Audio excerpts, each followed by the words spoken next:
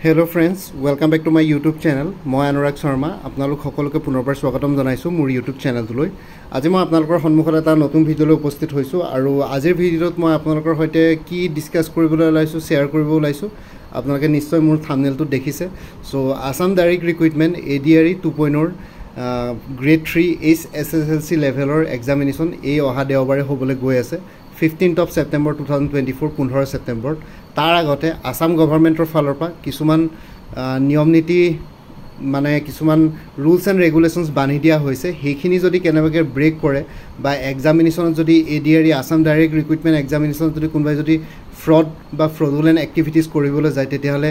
10 বছৰলৈকে জেল হ'ব পাৰে আৰু 10 কোটি টকালৈকে ফাইন হ'ব পাৰে আপোনালোকৰ। ঠিক আছে, সো আপোনালোকে ইয়াতে দেখিছে 10 years in jail 10 বছৰ জেল হ'ব আৰু ফাইন 10 কোটি টকালৈকে হ'ব পাৰে up to 10 crore fine for Assam recruitment exam fraud. ঠিক আছে, সো ইয়াতে ডিটেইলছ নিউজটো যদি চাওঁ আমি আপোনালোকে ডিটেইলছ নিউজটোত গ'লে মানে দেখিব ইয়াতে মই দেখাই দিছোঁ গোটেই বস্তুটো। সো ইয়াতে লিখিছে দি Assam government 10 years in jail up to 10 crore fine for Assam recruitment exam fraud. The Assam government has introduced the Assam Public Examination Act measures for prevention of unfair means in recruitment to ensure fairness and transparency in public recruitment exams. So Assam government এখন নতুন কি বুলি কয়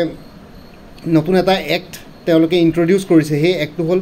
Assam Public Examination Act measures for prevention of unfair means in recruitment so that fair আৰু transparency থাকে public recruitment এক্সামছবিলাক যোনবিলাক government recruitment exam যোনবিলাক গভৰ্ণমেণ্টৰ চাকৰিৰ কাৰণে ৰিক্ৰুটমেণ্ট কৰা হয় গভৰ্ণমেণ্টৰ কাৰণে যিকোনো অৰ্গেনাইজেশ্যনে ৰিক্ৰুটমেণ্ট কৰিব পাৰে like Assam public service commission APSC SLRC SLPRB ঠিক আছে state level recruitment commission Assam public service commission state level police recruitment commission ঠিক আছে। সো সেইখিনি গোটেইখিনি আসাম গভৰ্ণমেণ্টৰ কাৰণে ৰিক্ৰুটমেণ্ট কৰে। সেই ৰিক্ৰুটমেণ্ট পাব্লিক ৰিক্ৰুটমেণ্ট এক্সামছবিলাকৰ ক্ষেত্ৰত যাতে ফেয়াৰনেছ আৰু ট্ৰেন্সপাৰেন্সি থাকে তাৰ কাৰণে এই নতুনকৈ এই এক্টটো ইন্ট্ৰোডিউস কৰিছে অসম চৰকাৰৰ ফালৰ পৰা Assam public examination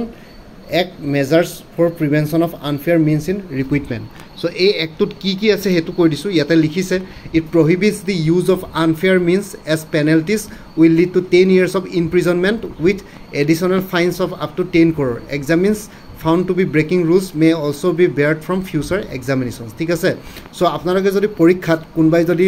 unfair means তেনেকৈ যদি চিটিং কৰে বা পেপাৰ লিক কৰা কিবা যদি কাৰ্য কৰে বা কিবা তেনেকুৱা ধৰণৰ চিটিং পেপাৰ লৈ যায় বা কিবা কাৰণত যদি তেনেকৈ যদি ধৰা পৰে ঠিক আছে। সো আনফেয়াৰ মিনছ যদি কেনেবাকৈ আপোনালোকে এডাপ্ট কৰে পৰীক্ষাত তেতিয়াহ'লে পেনাল্টি লাগিব পাৰে আৰু এই পেনাল্টিখিনি 10 বছৰলৈকে ইনপ্ৰিজনমেণ্ট 10 বছৰ আপোনালোকৰ জেল হ'ব পাৰে আৰু ফাইনো এডিশ্যনেল ফাইনো 10 কোটি টকালৈকে হ'ব পাৰে। আপোনালোকে হয়তো দেখিছে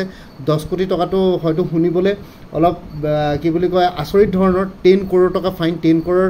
যোনে গ্ৰেড 3 গ্ৰেড 4 এক্সামিনেশ্যন দিব ওলাইছে তেওঁলোকে অভিয়াছলি 10 কোটি টকা দিব পৰা ক্ষমতা থকা মানুহৰ ঘৰৰ ল'ৰা ছোৱালী নহ'বও পাৰে কথাটো কৈছোঁ, কিন্তু 10 কোটি টকা যিহেতু ফাইন আছে সো 10 কোটি টকা যদি দিব নোৱাৰে তেতিয়াহ'লে 10 বছৰৰ কাৰণে জেলত যাবলৈ সাজু হৈ থাকিবলৈ কৈছে। Examinees found to be breaking rules may also' be barred from future examination. So আপোনালোকৰ মই আৰু এটা কথা কৈছোঁ ইয়াতে যদি কেনেবাকৈ যদি ৰুলছ ব্ৰেক কৰে তেতিয়াহ'লে আপোনালোকে ফিউচাৰ এক্সামিনেশ্যন গভৰ্ণমেণ্ট এক্সামিনেশ্যনৰ পৰা একেবাৰে আপোনালোকক বেন কৰি দিয়া হ'ব। সো বেয়াৰ্ড কৰি দিয়া হ'ব, আপোনালোকে কেতিয়াও ভৱিষ্যতলৈ অসম চৰকাৰৰ এক্সামিনেশ্যন পৰীক্ষা দিব নোৱাৰিব। ঠিক আছে, সো এই এক্টটোত এইখিনি বস্তু আছে আৰু লিখিছে the act promises to enhance transparency in conducting public examination systems, prevent the spread of confidential information related to question papers and to prohibit the use of various unfair means.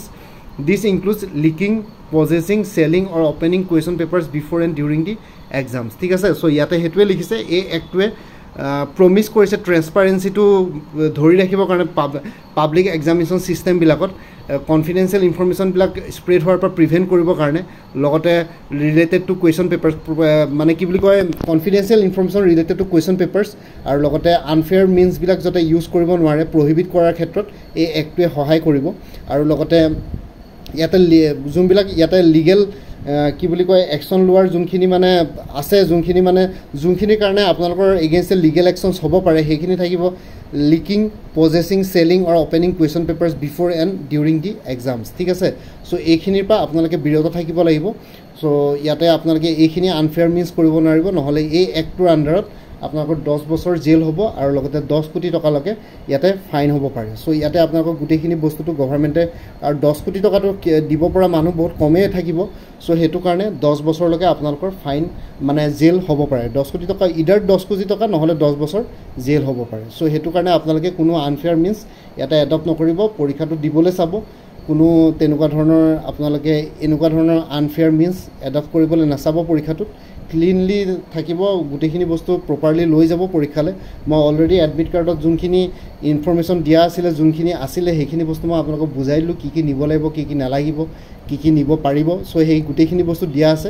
এই ভিডিওটোৰ ডেসক্ৰিপচনত যোনটো link দিয়া আছে Assam direct recruitment 2.0 সেই ADRE প্লেলিষ্টত গ'লে মানে আপোনালোকে ADRE related সকলো ধৰণৰ ভিডিঅ'ছ পাই যাব তাতে গৈ পেলাই আপোনালোকে চেক কৰিব পাৰিব ঠিক আছে সো আই হোপ আপোনালোকে এইখিনি বস্তু গম পালে আৰু এইখিনি বস্তু আপোনালোকে ৰুলখিনি এবাইড কৰি থাকিব বুলি আশা ৰাখিলোঁ বাকি সকলোলে অল দি বেষ্ট থাকিলে আৰু লগতে বাকি আপোনালোকে অন্য এক্সামছবিলাকৰ কাৰণে যদি প্ৰিপাৰেচন কৰি আছে তেতিয়াহ'লে মোৰ ওচৰত কিছুমান কোৰ্চেছ এভেইলেবল আছে কোৰ্চবিলাক হ'ল শেহতীয়াকৈ এপিএছচি ষ্টেনোগ্ৰাফি গ্ৰেড 2 পোষ্ট ওলাইছিলে তাৰ কাৰণে ষ্টেনোগ্ৰাফিৰ যোনখন ৰিটেন এক্সামিনেশ্যন অবজেক্টিভ টাইপ যোনখন ৰিটেন পেপাৰ আছে তাৰ কাৰণে এজ পাৰ অফিচিয়েল সিলেবাছ ফুল কোৰ্স এটা এভেইলেবল আছে 300 এটো আসাম সেক্ৰেটাৰিয়েটৰ ষ্টেনোগ্ৰাফাৰ পোষ্ট ওলাইছে তাৰ কাৰণে আপোনালোকে ল'ব পাৰে ফুল কোৰ্সটো মোৰ পৰা আৰু কোনবাই যদি আগতে মোৰ পৰা কিবা কোৰ্স লৈ থৈছিলে এবাৰ জনাই দিব কাৰণ কিছুমান কোৰ্সৰ মেটেৰিয়েলছ কমন হয় সেইখিনি বাদ দি যোনখিনি এডিশনাল মেটেৰিয়েলছ লাগে সেইখিনি ল'লে হ'ল তেতিয়ালে প্ৰাইসটো কমে যাব এপিএসসি এনফোৰ্সমেন্ট ইন্সপেক্টৰ ফুল কোৰ্স এভেইলেবল আছে 375 ত এপিএসসি এসিস্টেন্ট এনফোৰ্সমেন্ট ইন্সপেক্টৰ এতিয়া গোটেইখিনি গ্ৰেজুৱেটে পৰীক্ষা এপ্লাই কৰিব পাৰিব হেতু এপিএসসি যোনখিনি ৰেষ্ট্ৰিকশনছ আছিল কোৱালিফিকেশনত সেইখিনি উঠাই দিয়া হ'ল তাৰপিছত APSC assistant accounts officer APDCL এজিএছৰ কাৰণে ফুল কোৰ্স এভেইলেবল আছে জেনাৰেল ইংলিছ জেনাৰেল নলেজ আৰু মেথমেটিক্স ডেসক্ৰিপটিভ তিনিখন পেপাৰৰ ওপৰত 400 ৰুপিছত আৰু একাউণ্টেন্সি কোৰ্স সাবজেক্টৰ এক্সটাৰ্নেল লিংক এভেইলেবল আছে ফ্ৰীলি আপোনালোকে কাৰো কোনবাই যদি একাউণ্টেন্সি কোৰ্স ল'ম বুলি ভাবিছে তেতিয়াহ'লে মোৰ পৰা এক্সটাৰ্নেল লিংকটো লৈ ল'ব পাৰিব তাতে 3000 মান এমচিকিউজ থাকিব তাৰ কাৰণে কোনো ফি চাৰ্জ কৰা নহয় এপিএসসি সিসি প্ৰিলিমিনাৰী 2024-25 ৰ কাৰণে ফুল কোৰ্স এভেইলেবল আছে 400 ত APSC CDPO child development project officer full course available আছে জেনাৰেল ইংলিছ আৰু জেনাৰেল নলেজ দুইখন পেপাৰৰ ওপৰত 300 টকাত 300 আৰু আপোনালোকৰ কোনটো অপচনেল সাবজেক্ট এবাৰ জনাই দিব কিছুমান অপচনেল সাবজেক্টৰ এক্সটাৰ্নেল লিংক এভেইলেবল আছে এই অপচনেল সাবজেক্টৰ এক্সটাৰ্নেল লিংক শেয়াৰ কৰিম তাৰ পৰা আপোনালোকে এমচিকিউজ প্ৰেক্টিছ কৰিব পাৰিব তাৰ কাৰণে আপোনালোকে ফ্ৰীলি ল'ব পাৰিব এক্সটাৰ্নেল লিংক তাৰ কাৰণে আপোনালোকে কোনো পেমেন্ট কৰিব নালাগে তাৰপিছত Assam direct recruitment ADRE 2.0 full course available আছে 350 হেতু ল'ব পাৰিব উমেন এণ্ড চাইল্ড ডেভেলপমেণ্টৰ ষ্টেটিষ্টিকেল এছিষ্টেণ্টৰ ফুল কোৰ্স এভেইলেবল আছে 350 আসাম পুলিচ এসআই কনষ্টেবলৰ অন্যান্য পৰীক্ষাসমূহৰ কাৰণে ফুল কোৰ্স এভেইলেবল আছে 350 APS-C tourism development officer full course available আছে 300 আৰু আপডেটেড কাৰেণ্ট এফেয়াৰ্ছবিলাক আপোনালোকে লাইফ টাইমৰ কাৰণে পাই থাকিব মোৰ পৰা কিবা কোৰ্স কিনে মানে তাৰ কাৰণে আপোনালোকে ফাৰ্ডাৰ পেমেন্ট কৰিব নালাগে জাষ্ট এটা ৰিমাইণ্ডাৰ মেছেজ দিলে হ'ল হোৱাটছএপতে প্ৰত্যেক মাহৰ ষ্টাৰ্টিঙতে